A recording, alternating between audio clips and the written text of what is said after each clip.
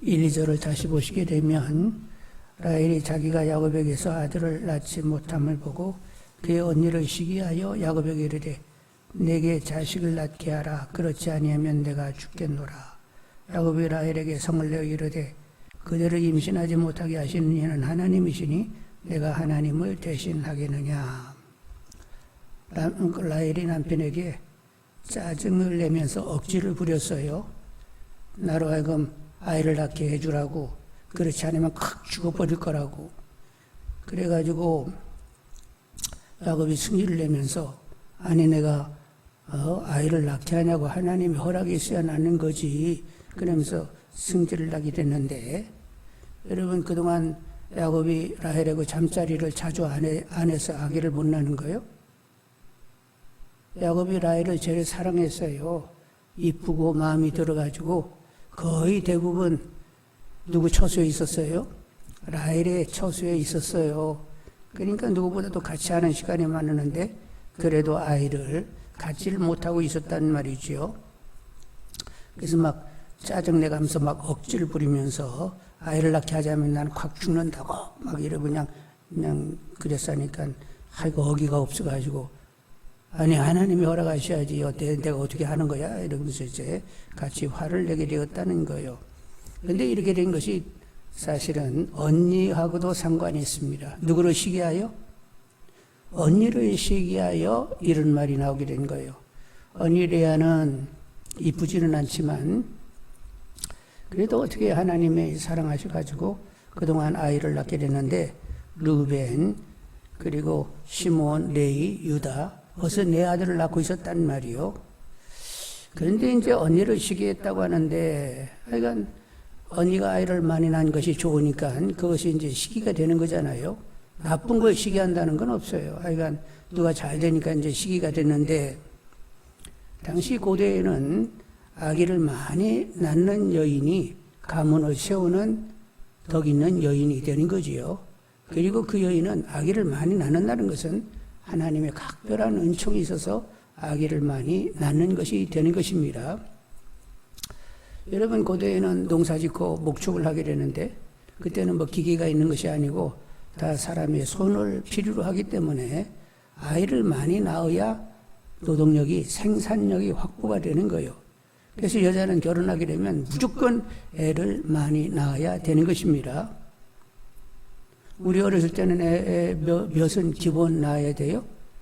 6은 낳아야 기본이었어요. 지금은 낮아빠지겠지?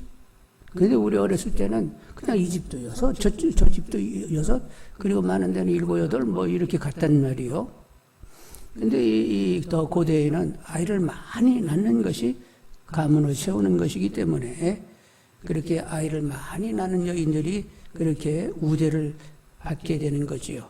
가문을 세운다. 하나님의 복을 받은 여인이라 해가지고 우대의 대상이 되었습니다. 근데 아이를 낳지 못하면 어떻게 되느냐? 그건 복을 받지 못한 여인이고 가문을 제대로 세우지 못하기 때문에 멸시와 무시의 대상이 되었던 거지요. 우리는 상상할 수 없는데 그 당시에는 그랬다는 것을 이제 성경을 통하여 감잡게 되는데 아브라함의 하나 사라가 있었어요. 근데 이제 애를 못 낳게 되니까 여종 하갈을 통하여 아이를 얻기를 원했습니다. 여종이 낳아도 양자 삼으면 된다는 말이요. 그런데 이제 이 하갈이 임신하게 됐네. 그랬더니 창세기 16장 4절에 아브라함이 하갈과 동침하였더니 하갈이 임신함에 그가 자기 임신함을 알고 그 여주인을 멸시한지라. 아니 하갈이 감히 막 사라를 막 멸시했다는 거요. 어떻게 되는 거예요 이게? 근데 여러분 여종이라도 아이가 아들을 턱 낳으면 첫 번째 낳은 아들이니까 걔가 장자가 되는 것 아니에요. 그게 후사가 되는 것 아니에요. 나중에는 그 아이가 집안을 다 주장하게 되면 그러면 그 집안을 다 주장하는 그 아들의 어머니는 가장 높아지는 거지요. 그래가지고 이제 하갈이 임신을 딱 하게 되니까 여주인 사라를 아주 그냥 멸시했다는 거예요. 자, 그런 일들이 아브라함 때만 있었던 것이 아니라 사사시대가 끝나갈 그 즈음에도 에브라임 사람 엘가나에게 두 아내가 있었는데 한나와 분인나가 있었어요. 근데 이제 엘가나는 한나를 사랑했는데 그 분인나는 한나는 아기가 없고 분인나는 아기가 있는 거예요. 그랬더니 사무엘상 1장 6절에 보면 여호와께서 그에게 임신하지 못하게 하심으로 그의 적수인 분인나가 그를 심히 격분하게 하여 괴롭게 하더라. 애 못 나는 거 가지고 막 모욕하고 이 분인나라는 이 여자가 막 한나를 아주 심히 격분케 하면서 괴롭게 했다는 거예요. 애가 아기를 낳지 못하게 되면 멸시받게 되고 그리고 아기를 낳지 못한다는 이유로 집안에서 쫓겨나갈 수도 있는 것이에요. 이런 때에 아기를 낳지 못했던 라헬은 하여간 기죽어 지낼 수밖에 없습니다. 그런데 이제 아기를 자기도 낳긴 낳아야 되겠는데 하여간 아기를 낳아야 하나님의 사랑받는다는 것이 확인되어지고 그리고 가정 안에서도 제대로 위상을 가질 수 있는데 아기를 낳지 못하니까 라헬이 기죽어 있었단 말이요. 그러다 보니까 마음대로 안 되니까 막 짜증내고 억지를 부리면서 남편에게 애를 낳게 하지 않으면 다 확 죽어버린다고 막 이따시 소리를 하면서 남편에게 짜증 부리게 되었던 거죠. 근데 요즘은 이제 아기를 안 나게 되는 이런 경우들이 됐어요. 경제적인 이유도 있고 낳고 키우는 것이 힘든 일이어서 굳이 꼭 아이를 가져야 되느냐 뭐 이런 반문들을 하고 있는데 근데 성경은 하나님께서 인간들에게 축복하시면서 생육하고 번성하라 이렇게 말씀하셨으니까 아이를 낳는 것이 복인 줄 아시는 분들이 되기를 원합니다. 그리고 아기를 낳아서 키워봐야 아는 것들이 있어요. 아기를 낳아가지고 키워봐야 아는 것이 있다니까. 일단은 사랑이 무엇인지를 안다는 말이요. 아기를 낳아가지고 이렇게 키워보게 되면 그것은 인내와 희생입니다. 그래서 이제 부모님들이 우리를 어떻게 대했는지를 그제서 부모 사랑을 알게 되는 거예요. 그리고 이제 손주, 손녀를 얻게 되면 내리사랑이 무엇인지를 알게 됩니다. 내리사랑은 없는 것을 막 짜내가지고 만들어내는 그런 사랑이 아니라 내리사랑은 샘이 솟든 막 우러나는 사랑이에요. 우러나는 사랑. 그래서 이제 이 손주, 손녀를 대하게 되면 그냥 막 우러나. 저것들 막 쥐어주고 그냥. 그래가지고 막 사랑하게 된다는 말이요. 그러면서 깨달아지는 것이 우리의 친조부모님들이 그리고 우리들의 외조부모님들이 어떻게 나를 사랑했는지 그제서 알게 되는 것입니다. 어릴 때는 그냥 당연하게 그냥 지냈어요. 사랑하시지 뭐 그러면서 지냈는데 아이고 내가 외할아버지가 돼 보니까 요 손녀들 대할 때 내 마음이 와 그때 우리 외할아버지 외할머니가 나를 얼마나 사랑했을까 하고 막 가슴이 미어지는 거예요. 제가 아버지 어머니가 이제 시골에 계셨고 아버지는 이제 시골에서 농협에 다니고 계셨는데 이제 우리들이 이렇게 자라니까 형하고 저를 외갓집으로 보냈어요. 대전에. 그래서 저는 초등학교 들어가기 1년 전에 외할아버지 외할머니에게 갔어요. 그러니까 형님은 초등학교 5학년이고 저는 이제 초등학교 들어가기 1년 전 형님하고 이렇게 좀 차이가 있어요. 제가 중간에 한 분이 가가지고 그래서 제가 이제 이렇게 그냥 요즘 말하면 유치원 다닐 수준의 아이가 이제 집을 떠나서 외갓집에 와 있었던 거예요. 근데 저희 어머니가 제일 큰 딸입니다. 제 어머니가 제일 큰 딸이요. 그러다 보니까 우리들이 손주로서는 이게 처음이라 우리가 이게 친손주는 아직 그때는 없었고 외손주로서 우리가 처음이다 보니까 외할아버지 외할머니 이모들이 얼마나 끔찍이 위했는지 그때는 뭐 위한다 이런 생각도 없이 그냥 뭐 받는 사랑이니까 그냥 받았는데 제가 그냥 이제는 외할아버지가 이렇게 되다 보니까 제가 그 아이들을 사랑하는 걸 생각하면 그때 할아버지 외할머니가 나를 얼마나 끔찍이 여겼는가를 막 다가오는 거예요. 근데 돌아가시는데 어떡하지? 그래서 하여간 애를 낳아서 이렇게 키워봐야만 아는 것이 있고, 그리고 하나님의 섭리를 알아요. 무슨 섭리? 제가 아내와 결혼해야 할 만한 충분한 이유가 뭐냐면, 저 아이들이 태어나기 위해서는 우리는 만났어야만 했던 것이다. 네? 무슨 얘기인지 아셔? 제가 집사람은 만났는데 나 왜 만났는지 나 잘 몰라서 처음에는. 그런데 애 둘이 낳고 그 애들이 또 애를 낳으니까 와, 저 아이들이 태어나기 위해서는 우리 두 사람은 만났어야만 했던 것이다. 하나님의 섭리적인 그런 경영이 확연히 다가오는 거예요. 그래서 이제 결혼해봐야 아는 것들이 있다니까. 그래서 여러분, 그러니까 젊은 사람들은 결혼할 수 있기를 원합니다. 경제 사정이 어떻고 뭐 어떤 사정 얘기하지 말고 결혼하면 다 하나님이 다 풀어내세요. 그러니까 적당하게 만나가지고 결혼들 하기 바랍니다. 근데 우리 하나님은 어떤 분이냐? 하나님도 내리사랑이에요.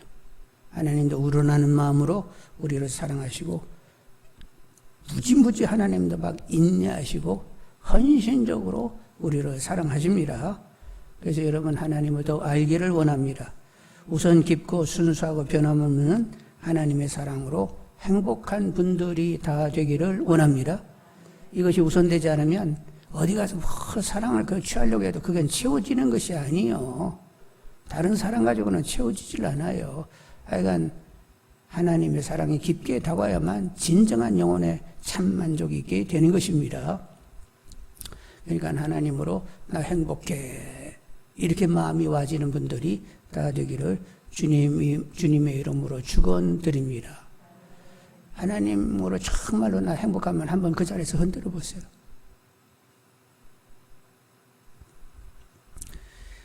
자, 라헬은 아기가 이제 없어가지고 남편에게 막 강짜 부리고 막 짜증 부리고 억지 부리다가 그러다가 자기 여종 빌하를 남편에게 주면서 빌하를 통해 가지고 아이를 낳아라 이렇게 얘기했어요. 이게 이렇게 보면 어떻게 뭐 이런 짓이 다 있어. 그런데 그 당시는 내가 아이를 낳지 못하면 여종을 통하여 아이를 낳게 되면 그 아이를 내 자녀 삼을 수 있습니다. 양자 삼으면 되는 거예요. 그래가지고 이제 그 빌하에게 남편이 들어가서 아이를 낳게 됐는데 두 아이를 낳게 됐죠. 단과 납달리를 낳았습니다. 그러자 이제 레아도 가만히 있지 못하고 자기 여종 실바를 남편에게 주어서 갓과 아셀을 낳게 했어요. 이거 뭐 하는 짓거리요? 뭐 이렇게 하는지 모르겠는데 고대 당시에는 아이를 많이 낳는 것이 복이라니까 해가 어찌됐든 간에 가게를 세우는 일이니까 그런 일들이 관습적으로 허용이 되었습니다. 그렇게 지내다가 어떤 일이 생겼느냐 하면 14, 15절을 보겠습니다. 14, 15절 때같이 밀 거둘 때 루벤이 나가서 들에서 합 한 채를 얻어 그의 어머니 레아에게 드렸더니 라헬이 레아에게 이르되 언니의 아들의 합 한 채를 청구하노라. 레아가 그에게 이르되 내가 내 남편을 빼앗은 것이 작은 일이냐? 그런데 내가 네 아들의 합 한 채도 빼앗고자 하느냐? 라헬이 이르되 그러면 언니의 아들의 합 한 채 대신에 오늘 밤에 내 남편이 언니와 동침하리라 하니라. 루벤이 들여나가지고 합 한 채 열매를 따오게 되었어요. 이때 루벤 나이가 얼마나 됐을까요? 알아맞혀 보세요. 야곱이 라반 삼촌의 집에 가가지고 라헬을 얻기 위하여 7년 동안 노동을 합니다. 그리고 7년 노동을 하고 이제 결혼식을 했는데 그날 밤에 레아가 먼저 들어왔단 말이요. 그래가지고 이게 뭡니까 그랬더니 일주일 잘 결혼식 보내. 그러면 라헬 또 들여보내줄게. 그래가지고 일주일간에 레아와 라헬을 얻었어요. 7년 지나서 얻었습니다. 그리고 이제 라헬을 위하여 7년 더 일을 하지요. 그리고 6년 있다가 떠나오게 됩니다. 그러면 앞 7년 동안에는 그냥 결혼한 상태가 아니라 7년 빼고 나머지 13년에 이 애들이 다 태어나게 되는데 그렇게 계산하면 루벤은 나이가 이렇게 뭐 큰 나이가 아니요. 그래서 대개 한 대여섯 됐을 것이다 이렇게 얘기를 하는 거지요. 그래서 걔가 이제 어떻게 예? 13살, 뭐, 그건 이제, 나름대로 이제 계산인데 정확한 건 없고, 어디는 뭐, 4세에서 5살 정도 됐을 것이다. 뭐, 이렇게들 얘기하는데, 그러면 조금 더 계산해 볼까? 자, 그러면, 자, 라헬로 와야 7년, 그리고 나중에 6년 있다 떠나오는데 13년인데, 레아가 애들을 몇이나 낳은 줄 아세요? 남자 6에다가, 디나 딸까지 낳았어요. 근데 디나라는 이름은 나중에 이제 세겜 땅에 가서 살 때, 사건이 터질 때 그 주 인물이 돼서 디나 이름이 올라간 것이지, 여자들은 본래 그렇게 성경의 이름들이 거명이 되는 건 아니에요. 그래서 디나 외에도 딸이 또 있었을 것이다 이렇게 생각을 하는데, 그건 빼놓고 7명 낳았습니다. 그럼 13년 사이에 7명이 낳았으면 1년에, 아니 몇 년에 하나씩 낳아야 돼? 1년 못 채워가지고 계속 아이를 연속적으로 막 낳아야 되는 거지요? 이런 것들을 고려하게 되면 이때 나이가 한 6 됐을 것이다 이렇게도 생각을 하는 거죠. 자, 그런데 이 어린 녀석이 어디 가지고 그렇게 화판채를 챙겨가지고 왔는데, 이 화판채는 어떻게 생겼냐면 배추 같이 생겼대요. 배추. 근데 한가운데로 이제 꽃대가 올라오게 되는데 한 10개 정도의 꽃이 피게 됩니다. 보라색 꽃이 펴요. 그 이제 보라색 꽃이 지게 되면 거기에 열매가 맺게 되는데, 조그만 토마토 열매, 조그만 토마토, 그런 열매가 거기에 매달린다는 거예요. 그게 이제 4, 5월 달에 매달려가지고 6월이면 좀 누르스름하게 되는데, 그때 따야 된다는 겁니다. 근데 요 화판채는 뭐냐면, 이렇게 성적인 그런 성적인 흥분도 하게 되고, 임신을 촉진하는 그런 효능이 있다고 해요. 그래서 사랑의 미학이다 이렇게 불렀다는 것입니다. 그런데 이 어린 녀석 루벤이 그게 뭔지 알고 땄는지, 누가 따가지고 줬는지, 하여간 그거 들고 왔어요. 들고 왔더니 라헬과 레아가 보니까 이거 화판채네. 그래가지고 라헬이 이제 언니 거 아니요? 루벤이 이제 지엄마 레아를 갖다 줬으니까 그거 나에게 주라. 싫어. 그럼 오늘 밤 남편 언니 처소로 가도록 내가 할 테니까 그거 주면 안 돼. 그래. 그럼 줘. 그래서 이제 이렇게 거래가 됐단 말이에요. 그래서 또 이제 레아가 아이를 낳는데 이사가를 얻게 되었습니다. 그리고 그 다음에는 이제 수분을 낳게 되었고, 그리고 딸 디나를 낳게 되었던 거지요. 근데 이제 6번째 마지막 아들, 레아가 마지막 낳은 아들 수불론 이름이 뭐냐면, 거함이요, 거한다. 그러니까, 내내 남편이 지금 어느 천막에 되게 거하는 거예요? 동생 라헬의 천막에 거하는데, 이제 자기 천막으로 와가지고 거했으면 좋겠다. 이런 뜻에서 이제 레아가 아들 이름을, 막내를 수불론이라고 이렇게 부르게 되었던 거지요. 20절 한번 보겠습니다. 20절 다 같이.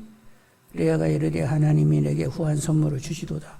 내가 남편에게 6 아들을 낳았으니 이제는 그가 나와 함께 살리라 하고 그의 이름을 수볼론이라 하였더라.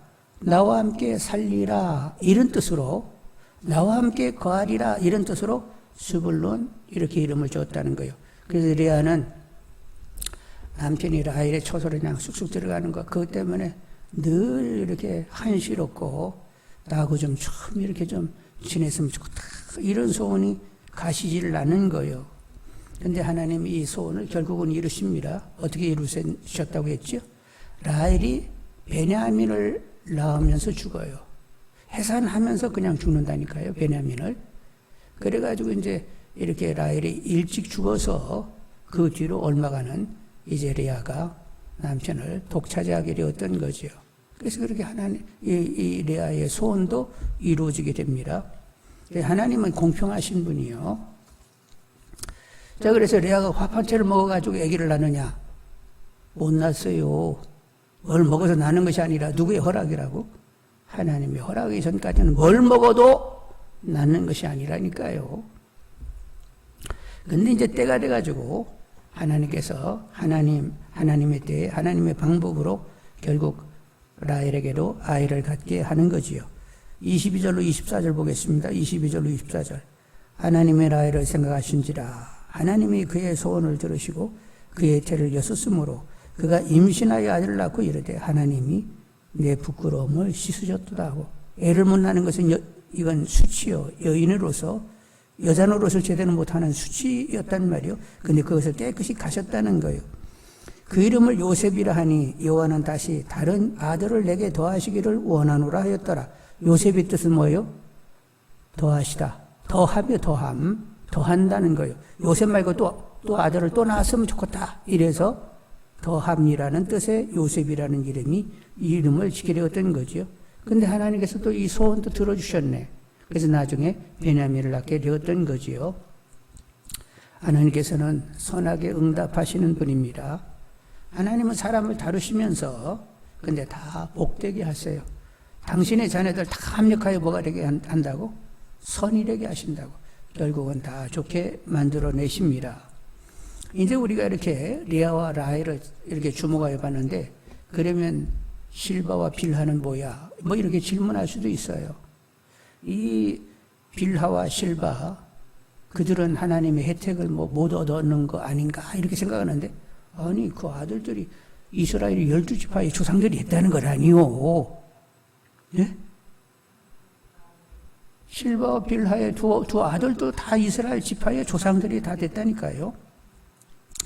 그리고 이제 여기 성경에는 이렇게 크게 이 빌하와 실바에 대해서 기록은 없지만, 우리가 늘 아는 대로 하나님은 지극히 작은 자에게, 사람들의 이렇게 관심이 되어지지 않는 사람을 하나님은 더 챙기시는 분이죠. 그러니까 하나님은 여기 성경에는 기록이 되지 않았지만 다 이 빌하와 실바도 하나님의 크게 관심하시면서 그들을 복되게 하신 줄 압니다. 그리고 이제 이 가정을 들여다보면서 한 가지 우리가 이제 짚게 되는 것은, 레아와 라헬이 하나님 보시기에 그렇게 아름다웠을까요? 아름답지 않았을까요? 시기하고 경쟁하고 막 억지 부리고 합한 채 가지고 막 남편 거리에 쌓고, 이건 인간 수준에서 이루어질 수 있는 일들이지요. 그런데 하나님은 그런 가정을 통해서도 섭리적인 경영을 계속 도모해 가시는 거지요. 그래서 12지파, 이스라엘의 조상 12지파를 만드시게 되었습니다. 이스라엘 나라의 그 초석을 이렇게 하나님이 놓고 계셨단 말이요. 우리는 모릅니다. 내가 처한 곳에서 이런저런 일이 일어나게 되는데, 그 이런저런 일이 하나님의 섭리적인 경영 가운데 하나님의 뜻이 어떻게 이루어지고 있는지 우리는 잘 몰라요. 그래서 우리는 약간 내 삶 전체를 통하여 하나님의 뜻이 이루어지기를, 하나님의 뜻이 채워지기를 늘 기도하시는 분들이 다 되기를 원합니다. 나는 잘 모르지만 하여간 하나님이 내 삶 가운데 하나님의 뜻을 계속 채워 놓으시라고 간구하시고, 근데 한 가지 원하는 것은 분별력을 가져가지고, 이거 하나님의 뜻이지 하고 이렇게 뜻이 분별되는 가운데 그 뜻에 헌신될 수 있도록 또 해달라고 기도하시는 분들이 되기를 원합니다. 일단은 모르니까 하여간 하나님의 뜻이 내 삶 전체에 채워지기를 원한다고 기도하시면서, 그러나 모른다고 계속 모르는 상태로 있으면 안 되고 분별력을 더하셔서 이건 하나님의 뜻이네 하고 이렇게 하나님의 뜻이 분별되어지면서 또 한편 헌신해 갈 수 있도록 해달라고 계속 기도하시는 분들이 되기를 원합니다.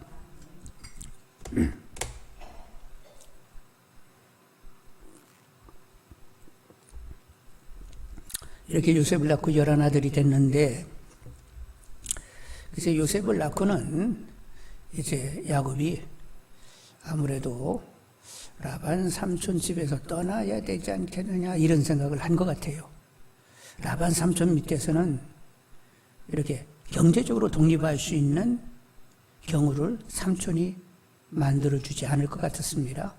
자, 그래서 이제 25절 한번 보시게 되면, 25절 보겠습니다. 라헬이 요셉을 낳았을 때에 야곱이 라반에게 이르되 나를 보내어 내 고향 나의 땅으로 가게 하시되, 26절 내가 외삼촌에게 일하고 얻은 처자를 내게 주시어 나로 가게 하소서. 내가 외삼촌에게 한 일은 외삼촌이 아시나이다. 그동안 성실하게 일을 했거든요. 밤낮 없이 하여간 막 열심히 일을 했어요. 그랬더니 라반이 그에게 이르되 여호와께서 너로 말미암아 내게 복 주신 줄을 내가 깨달았노니 경험해 보니까 너희 하나님이 너를 통하여 우리 집안을 복되게 했어. 내가 나를 사랑스럽게 여기거든 그대로 있으라. 또 이르되 내 품삯을 정하라. 내가 그것을 주리라. 하여간 라반은 야곱을 붙들어 놓고 싶었어요. 이 목축하는데 굉장히 다양하게 재능이 있고 이렇게 지금까지 계속 목축을 하면서 굉장히 그 짐승떼를 많이 만들어내 놨거든요. 그리고 야곱이 하나님이 함께한다 이렇게 마음이 왔습니다. 그래서 야곱을 계속 잡아놓고 싶어가지고 품삯을 정하자고 했어요. 그래서 이제 32절 보시면 오늘 내가 외삼촌의 양떼를 두루 다니며 그 양 중에 아롱진 것과 점 있는 것과 검은 것을 가려내어 또 염소 중에 점 있는 것과 아롱진 것을 가려내리니 이 같은 것이 내 품삯이 되리이다. 이렇게 야곱이 제안을 했는데 이건 본인에게는 굉장히 불리한 제안이요. 앞으로 아롱지고 얼룩지고 검은 양 그리고 아롱지고 얼룩진 염소는 제 몫이 되도록 하겠습니다. 이렇게 얘기했는데 이건 굉장히 불리한 조건이라니까. 그러니까 이렇게 얘기하게 된 것은 일단은 라반 삼촌으로 하여금 쉽게 응낙하도록 이런 제안을 한 거예요. 라반이 딱 들으니까 너무 라반 삼촌에게 유리한 조건을 제시하는 거예요. 이 야곱이. 왜 그래요? 나중에 이제 신양만 남겨놓고 새카만 염소만 남겨놓고 아롱지고 얼룩지고 싹 다른 데로 옮겨놓으면 어떻게 되는 거지? 그래서 나중에 어떻게 했다고요? 사흘길 떨어진 곳으로 얼룩, 아롱 이런 것들은 다 사흘길 길이 얼마나 떨어졌다고? 사흘길 떨어진 곳에 가야만 만날 수 있는 목장으로 이 양떼를 싹 옮겨놓고 원만 남겨놨다고? 신양하고 새카만 염소만 남겨놓고 그럼 네가 이제 알아서 쳐라 이렇게 얘기가 됐단 말이에요. 그런데 그럴 줄 알면서 이렇게 제안을 한 거예요. 그런데 이렇게 삼촌이 쉽게 응낙할 것이라고 생각을 했으면서 이렇게 얘기했던 것이고 그렇게 하라고 또 누가 말씀하셨어요? 하나님께서 그렇게 하라고 말씀을 하셨어요. 창세기 31장 11, 12절을 보겠습니다. 창세기 31장 11, 12절 같이 보면 꿈에 하나님의 사자가 내게 말씀하시기를 야곱아 하기로 내가 대답하기를 여기 있나이다 하며 이르시되 내 눈을 들어보라 양떼를 탄 순양은 다 얼룩무늬 있는 것, 점 있는 것과 아롱진 것이니라. 라반이 내게 행한 모든 것을 내가 보았노라. 이렇게 말씀하시면서 그렇게 하라고 꿈의 사자가 나타나서 말씀하시게 주셨어요. 그래서 라반은 좋다고 하면서 34절로 36절 보겠습니다. 34절, 36절. 라반이 이르되 내가 내 말대로 하리라 하고 그날에 그가 순염소 중 얼룩무늬 있는 것과 점 있는 것을 가리고 암염소 중 흰 바탕에 아롱진 것과 점 있는 것을 가리고 양 중에 검은 것들을 가려 자기 아들의 손에 맡기고 자기와 야곱 사이를 무슨 길? 뜨게 했다요? 사흘길이 뜨게 하였고 야곱은 라반의 남은 양떼를 지니라. 그래서 완전히 흰 새카만 흰 염소와 아니 흰 양과 그리고 새카만 염소만 남겨놓고는 어룩지고 알롱진 것들은 다 다른 쪽으로 옮겨놓게 되었어요. 그런데 우리가 과학적으로 보면 과학적으로 접근하게 되면 흰양과 흰양이 관계해도 검은 양이 나올 수는 있어요.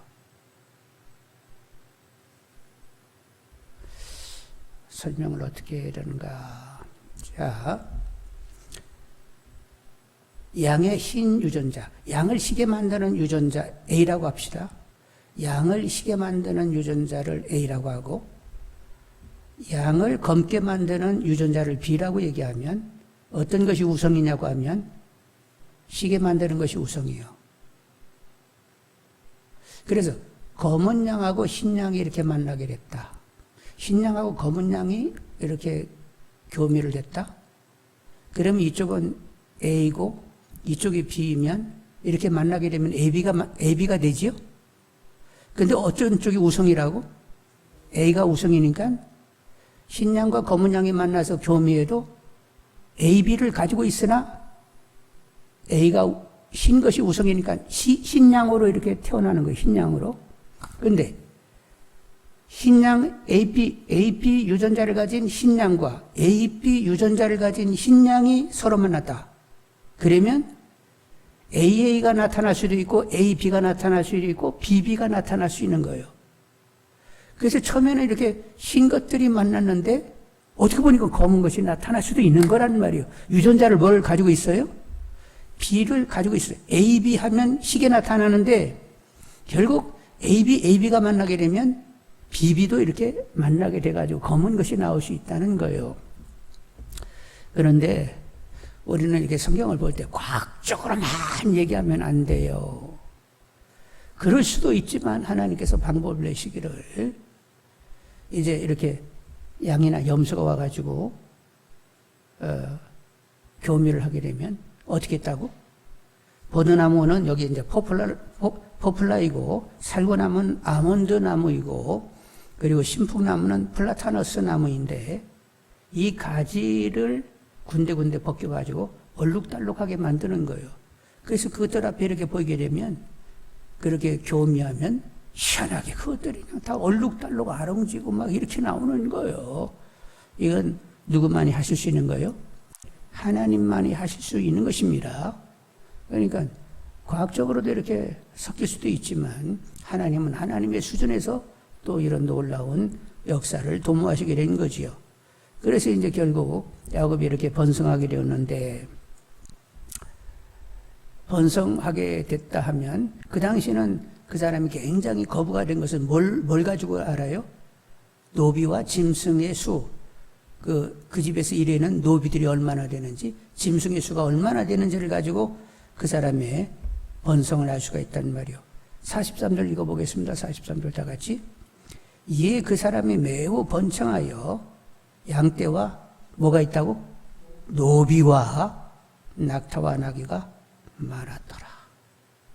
그러니까 야곱이 시작할 때는 자기 혼자 막 이제 라반 삼촌하고는 그렇게 하겠습니다 하고 품삯을 결정하고 시간이 지나니까 노비를 쓸 정도로 이렇게 이제 야곱은 번성하게 돼가지고 나중에는 삼촌보다도 더 많게 이렇게 거부가 되게 되었단 말이요. 다 이거 누가 하셨다고? 하나님이 하셨습니다. 하나님이 이렇게 불을 만들어 주시고 또 이 불을 지키실 분이 누구요? 하나님이 또 지켜주시는 거지요. 하나님이 지켜주지 않으면 라반 삼촌이 욕심이 막 바가지여가지고 그냥 싹 그것도 가져가려고 할 것 아니에요. 근데 하나님이 다 막아주셔가지고 끝까지 그 불을 지킬 수가 있었단 말이에요. 자, 그래서 그런데 우리가 한 가지 사도 바울이 이런 권면이 있습니다. 사도 바울이 권면인데 에베소 6장 5절로 8절에 종들아 두려워하고 떨며 성실한 마음으로 육체의 상전에게 순종하기를 그시롭게 하듯 하라. 눈가림만 하여 사람을 기쁘게 하는 자처럼 하지 말고 그리스도의 종들처럼 마음으로 하나님의 뜻으로 행하고 기쁜 마음으로 섬기기를 주께 하듯 하고 사람에게 하듯 하지 말라. 이는 각 사람이 무슨 선을 행하든지 종이나 자유인이나 주께로부터 그대로 바를 줄을 알미라. 이제 사도 바울 당시는 로마 제국 시대이니까 노예 종들이 있었단 말이요. 그들에게 뭐라고 권면했어요? 너희들 눈가림으로 하지 마라. 사람 보는 데서는 잘하고 안 보면 이렇게 불성실하게 그렇게 하지 마라. 하나님은 성실한 분이다. 하나님의 성실하심 같이 너희들도 성실해야 돼. 그래서 하나님의 이름을 높여야 돼. 예수 믿는 사람들은 보든 안 보든 얼마나 성실한지 몰라. 확실히 믿을 수 있어. 그 사람들은 이렇게 가야 되는 거야. 그러면 보상은 누구한테 온다고? 너그 주인, 너를 데리고 있는 너의 주인이 너에게 보상이 되는 것이 아니라 그걸 보고 계신 하나님이 다 보상해 줘. 주님이 다 보상해 주는 거야. 이렇게 사도 바울이 말씀하셨단 말이요. 여러분들 어떤 사업장이 있든지 눈가림으로 사람 보면 열심히 하고 안 보면 그냥 엉뚱한 짓 하고 이런 것이 아니라 보든 안 보든 우리는 성실해야 돼요. 그래서 예수 믿는 사람은 굉장히 그들은 보든 안 보든 참 성실한 사람이야.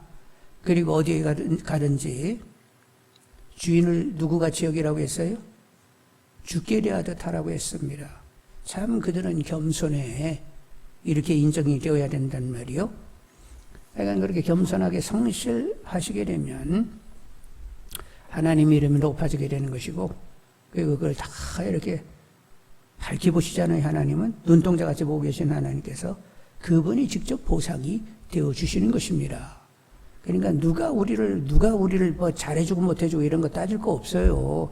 그냥 하나님 앞에 성실하면 하나님은 나에게는 보상이 된다. 이렇게 믿으시면서 어디 있든지 하나님을 의식하면서 하나님의 이름을 내기 위하여, 하나님은 신실한 분이니까 우리도 신실해야 된다. 이러면서 사시는 분들이 다 되기를 원합니다. 그래서 세상이 예수 믿는 사람만큼은 믿을 수 있어. 이렇게 되어야 된다는 말이에요. 저들 막 입만 그냥 아이고 말만 잘하지. 아이고 그러면 안 되겠죠? 근데 그런 일이 있는데 어떡하지 어떻게?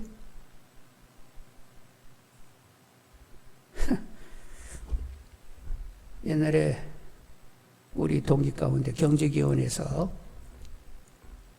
아니 금융감독원이구나, 금감원에 있는 친구가 하나 있었는데 미국에 이제 파견 나가가지고 미국 가서 있었다는 거예요. 그래가지고 이제 미국에 가니까 되게 이렇게 교제권이 교회 아니요? 그래서 교회 갔다는 거예요. 교회 갔더니 막 쌈박질하고 달려가지고 나 교회 안 나기로 그때 딱 맘먹었다네.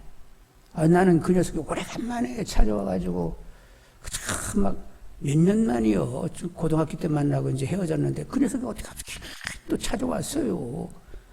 그래가지고 이제 그래 반가워가지고 그냥 야 이렇게 찾아줘서 고맙다면서 예수 믿어야 되겠다 그랬더니 그 녀석이 막 그 소리를 팍 하면서 안 믿는다고 하는 데는 와 이게 뭐요 막 이런 마음이 드는데, 근데 어떻게 합니까? 우리들이 그렇잖아요.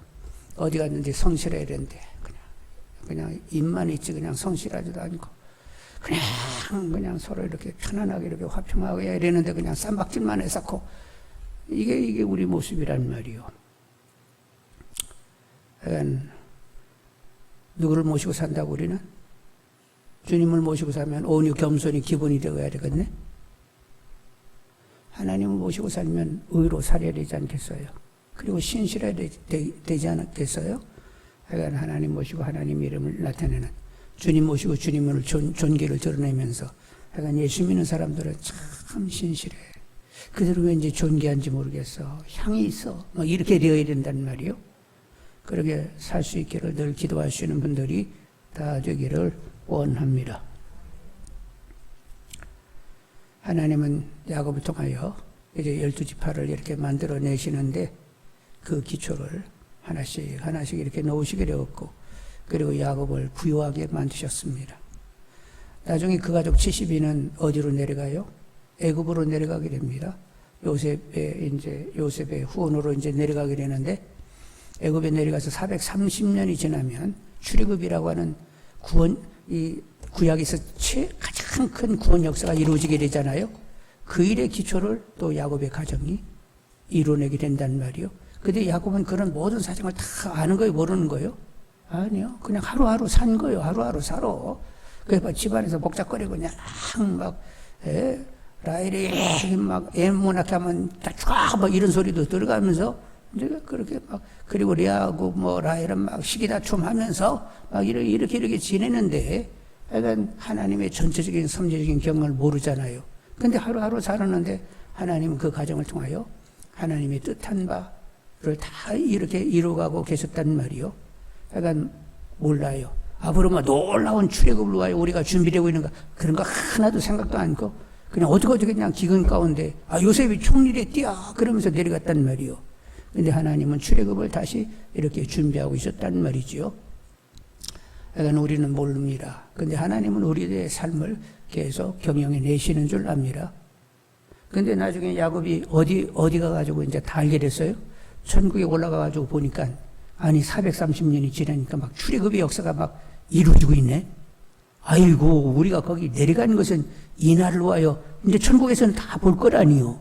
이야, 이날로 와 이렇게 우리가 내려갔었네. 그래가지고 막 천국에서 막 감격하면서 와 하나님이 이렇게 귀하게 쓰시네 이러면서 와 그랬단 말이요. 우리들도 몰라요. 그냥 하루하루 사는 거예요. 그리고 앞으로 우리 자녀 손들이 뭐가 어떻게 될지 어떻게 알아? 예? 걔들이 또 애 낳아가지고 무슨 일이 어떻게 전개될지 우리는 아무것도 모르잖아. 근데 누구는 아신다고? 하나님은 다 아시고 앞으로 있어질 일을 다 계획하시면서 진행을 하고 계신단 말이요. 그러니까 약간 먼저 내 안에서 하나님의 뜻이 이루어지고 그리고 내 자녀 손들을 통하여 하나님의 뜻이 이루어지고 그 믿음의 반열이 계속 이어지는 가운데 그 믿음의 반열 가운데 하나님이 이루시고자 하는 바를 계속 이루어 주시라고 더 깨어서 기도하시는 분들이 다 되기를 원합니다. 우리는 잠깐이에요. 그러나 하나님은 영원을 생각하시면서 잠깐인 우리 삶을 지금도 섭리적으로 경영하고 계시는 것이죠. 계속 하나님께 시선이 가는 분들이 다 되기를 원합니다. 그리고 놀라운 그 하나님의 전체적인 그 계획 가운데 내가 한 부분 관리되고 있다는 사실을 늘 보시면서 하나님의 뜻이 평생에 이루어지기를 더 깨어서 기도하시는 분들이 다 되시기를 원합니다.